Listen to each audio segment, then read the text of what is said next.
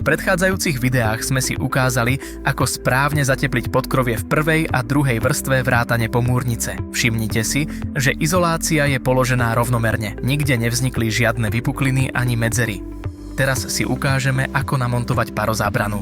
Najprv si pripravte veci, ktoré budete k práci potrebovať. Pre uchytenie parozábrany budete potrebovať spinkovačku, tesniacu pásku, pružný tesniaci tmel a pištol na jeho nanášanie, nožnice a lepiacu pásku pre prelepenie otvorov po spinkovačke. Následne si zmerajte, akú dĺžku parozábrany potrebujete odrezať. Nezabudnite pridať presah, ktorý bude slúžiť na napojenie parozábrany na bočné a zvislé murivo. Podlaha, na ktorej budete parozábranu rozvíjať, by mala byť pokiaľ možno čistá. Zmerajte si dĺžku, ktorú potrebujete a parozábranu odstrihnite.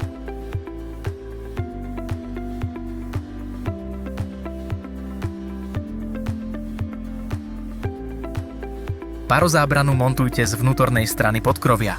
Počítajte s tým, že ju musíte pripevniť s približne 10 cm presahom, dôležitým ako pre vzduchotesné uzavretie u bočnej a zvislej steny s pomúrnicou, tak pre napojenie na ďalší kus parozábrany.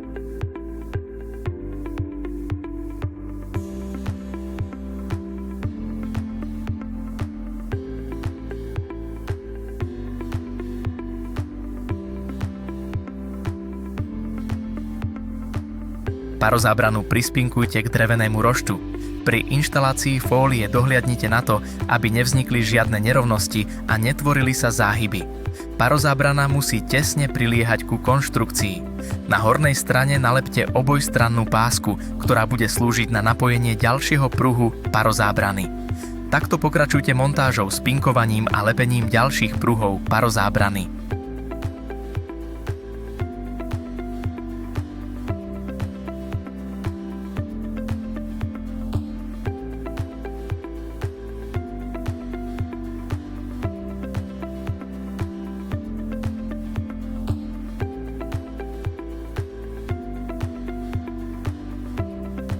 Keď budete mať hotovo, nezabudnite otvory po spinkovačke prelepiť k tomu určenou lepiacou páskou.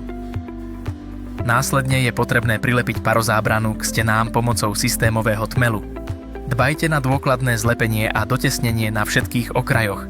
Prebytočnú parozábranu môžete ihneď po prilepení na stenu orezať, prípadne počkať s jej orezaním najneskôr do doby pred inštaláciou sadrokartónu.